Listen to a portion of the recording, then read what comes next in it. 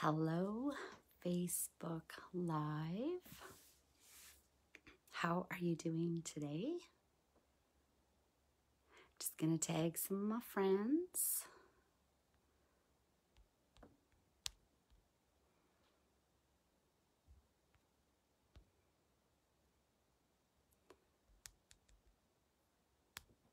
Just bear with me for a second.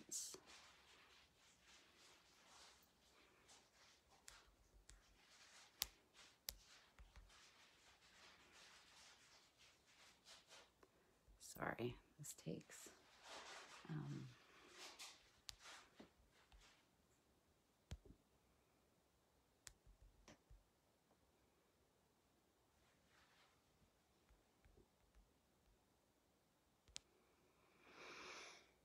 okay, I think that's good for now. Hey girl, hey Rhonda. I'm so excited you're here with me. I'm gonna wave at you. Hi Nadine. So if you're hopping on live with me, I would love it if you would say hello to me. Deb Mulcair, hi, I'm gonna wave at you. So I titled my post today Invisible to Invincible because I had a pretty crazy epic day today. In fact, the last 3 days have been absolutely insane. It's been like a whirlwind of emotions, and I'm so grateful that I've had so much love and support. So I'm just so grateful. So I'm celebrating today. I'm having a little glass of wine.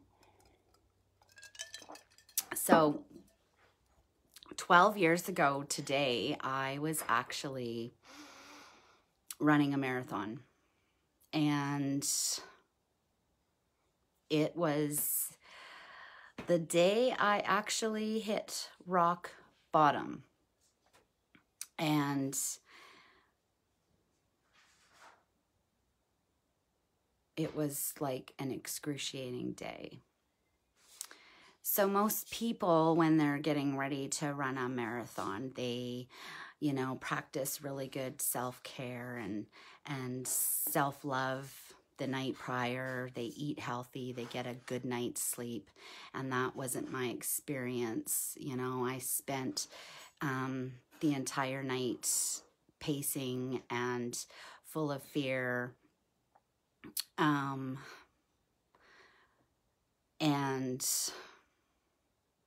not knowing if I could actually run 26.2 miles the next morning. So to say it was a traumatic experience is putting it lightly. One thing that I knew that morning when I was making a decision whether or not I could get myself there, my life had just absolutely imploded literally the day before. And I was so full of rage and anger and fear and anxiety. And looking back on it now, I'm so actually grateful because it was that rage that drove me to cross the finish line that day. And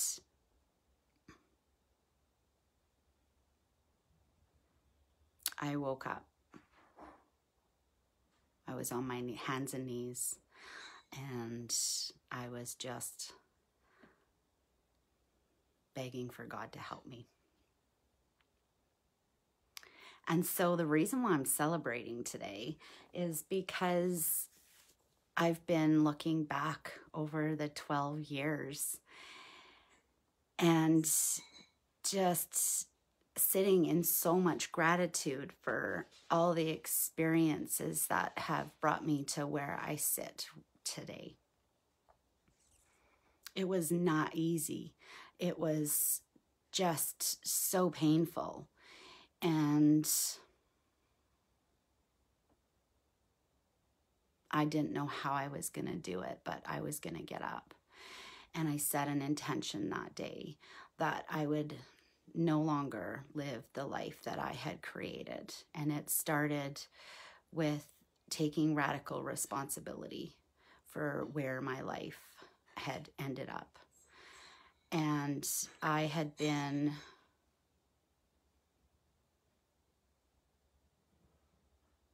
just a destroyer of relationships. And that's hard. That's really hard.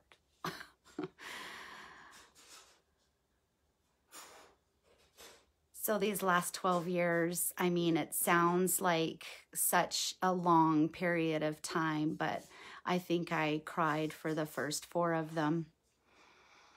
And then I just got myself back on my feet. And I got the phone call that my dad was diagnosed with ALS.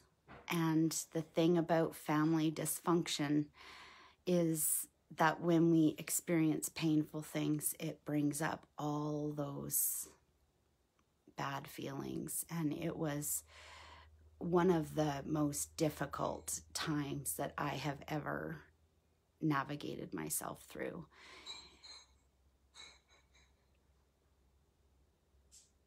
I was fighting with my younger brother. I was fighting with my sister-in-law. It was just an absolutely horrible time. And when we experience these traumas in our life, we all have them. All of us are going to experience our parents passing away. That's just the way it works. We're going to lose loved ones. We're going to, we have a decision to make in that moment who we're going to be, and whether we will allow that to destroy us or whether we will actually come out the other side of it stronger. And that's what I decided to do.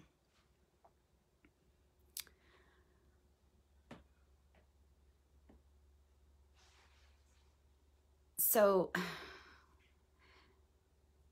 I had lived a life that was just full of shame.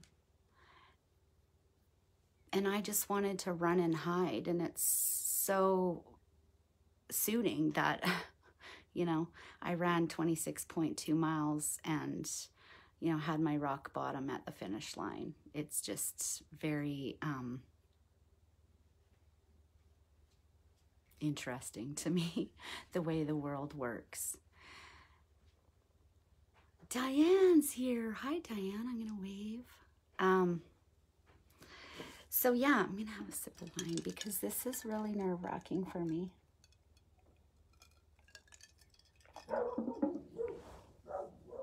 So today I stepped out of my invisible bubble. I annihilated it. I got rid of it. I put it right out there in the open for the world to see.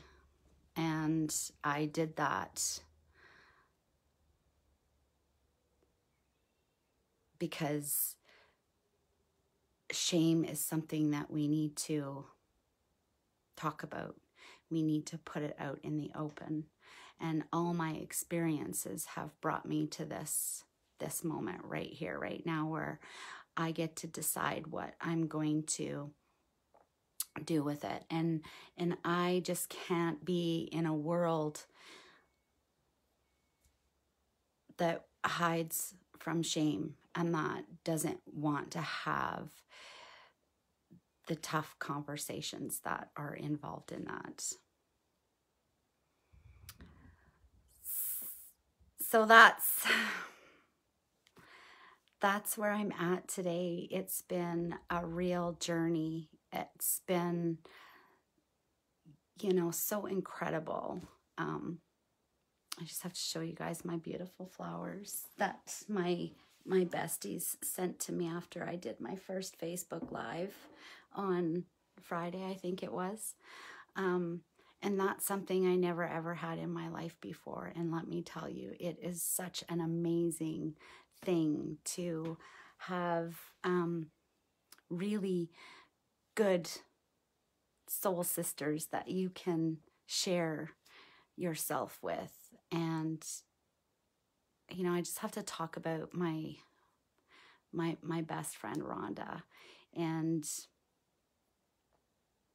through this process, through me exploring my shame and getting to know it and learning to speak it. This is the hard part, is learning to speak it. I never had the language to speak it, and I acted it out in the world in anger and bitterness and resentment. I never felt good enough for I just never felt like I was enough.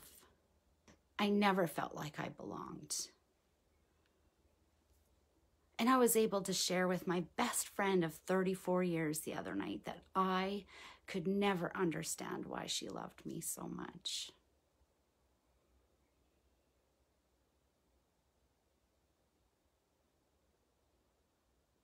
That's heartbreaking to me, that I felt like that for all those years. And when we feel like that, there is no way that we can connect to people. And that's what drove me into my invisible place. That was my comfort zone. That was where I felt safe.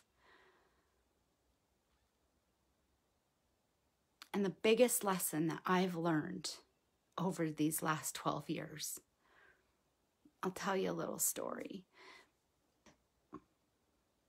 I was bullied pretty badly in elementary school. And this girl scared me so bad. She wanted to beat me up. I didn't know why. She just tortured me, tormented me. I was scared to go to school. I was sick. While inside, I felt like I must deserve this. I must have done something wrong just by being in the world. And so shortly after I moved back to Fort St. John from Victoria, about 7 years ago,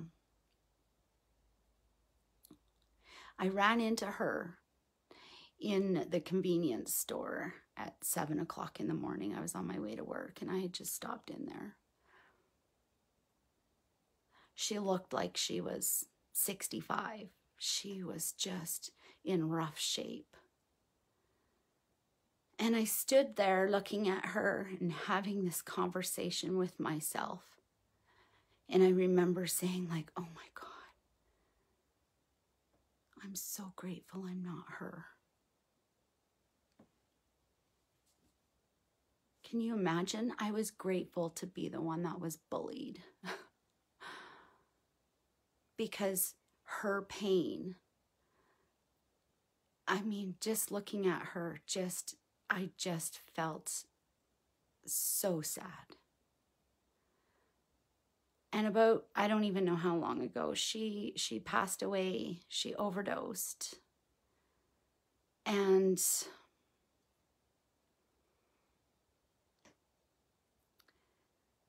you know, it was in that moment. It wasn't in that moment, actually. It was, I don't even know, sometime after, when I asked myself a question. I'm like, Cheryl, how can you have so much compassion for this woman, but you can have none for yourself? None. I understood her pain. I felt saddened by her pain, but I still couldn't take a look at my own. And so what I've learned is that one of my favorite authors, actually, Brene Brown, she has an incredible metaphor for shame. And she says, if you take a petri dish and you put shame in it, and you cover it with judgment, secrecy, and silence, it grows exponentially. And if you take that cover off and you douse it with some empathy, it dissipates. It starts to fade away. And so my journey ends with me being able to find compassion and empathy for myself. And let me tell you, this has been in just like the last 2 weeks where all of a sudden, I've just decided that I'm done with it. And I took this picture 2 years ago, and I've been working my way out of it ever since. I was still scared to step out fully and completely and allow myself to be seen. So I had a lot of work to do. And today I put it out there. I let it go. I don't need to live there anymore. And I'm so excited for my life, for my future. I'm so happy. I feel so free. It's been a lot of hard work. It has not been easy. I've cried so many tears, but I can now look back over all the experiences that the universe has given me, and I can just be so grateful. I can just be so grateful. And this is why I'm here. People may judge me, but nobody could ever judge me as much or as hard as I judged myself. So I'm no longer afraid of others' judgment. Hi, Bonnie. And it's like the most incredible feeling. I'm going to have a drink of wine. I'm going to toast to that.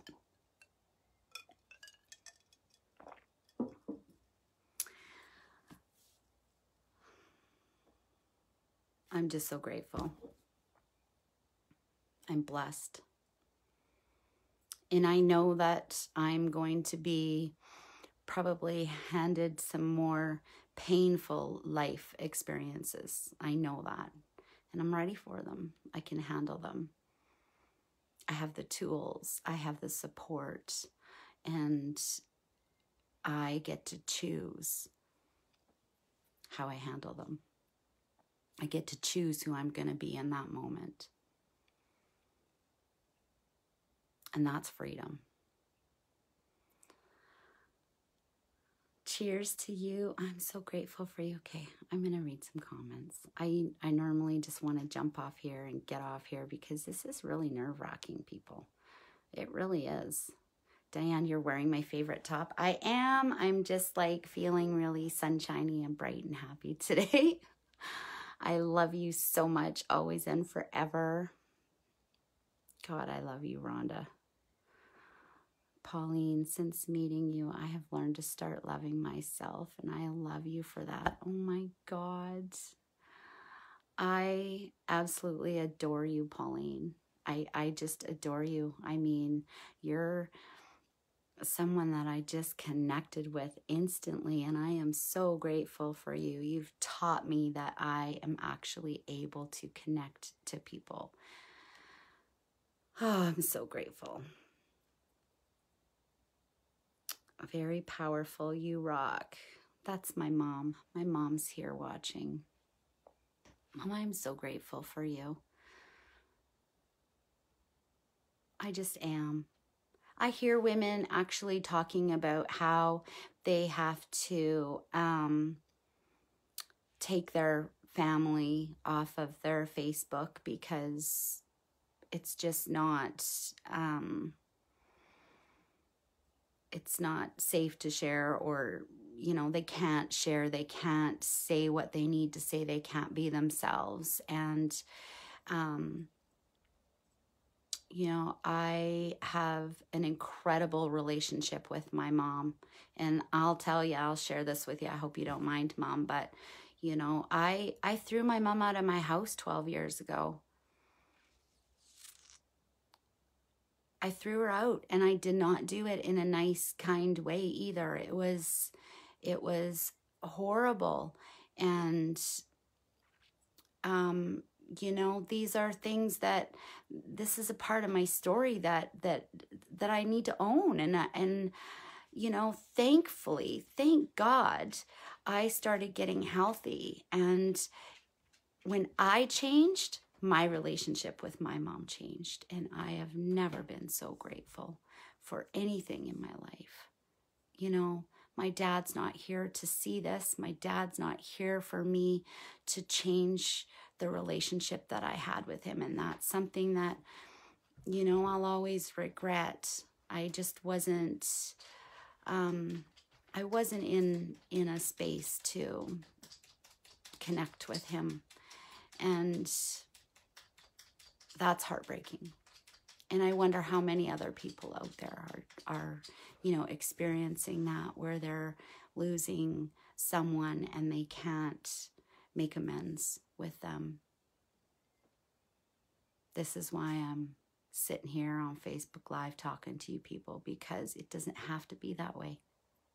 It does not have to be that way. That is just, you know, we're hiding. We feel pain and we run. So I heard another great quote that I have to share with you, because this is, and then I'll be done. But one of my other favorite authors, Glennon Doyle, she says, pain is a traveling professor. It knocks on your door. And the wisest people I know are the ones who say, come on in and don't leave until you've taught me everything I need to learn. And isn't it true? I slammed the door on that professor for years and years and years. And the pain just kept coming, and it kept coming, and it kept coming. And when I had no other choice, none, zero, like I couldn't survive another day. And when I finally surrendered and said, God help me, I don't know what to do, that was the day that I invited that professor in. And I have been learning every day since that day. So I'm so excited you guys were all here with me, all my favorite people. And yeah, I'm just excited for, you know, stepping into the new me. And God only knows where it's going to take me, but I'm excited to find out, like I really am. Serena. Hi, Serena. You are doing wonderful. Love your videos. Thank you so much. That's a powerful phrase. I get to choose. Yes, we always have a choice. I believe. That's what I believe. But sometimes it takes us a while to figure that out, that, you know, nobody held a gun to my head. Nobody helped me create the life that I woke up to 12 years ago. I really did do it all by myself.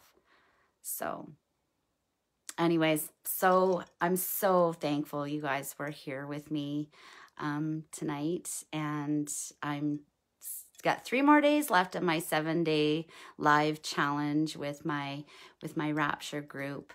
And so I will see you tomorrow.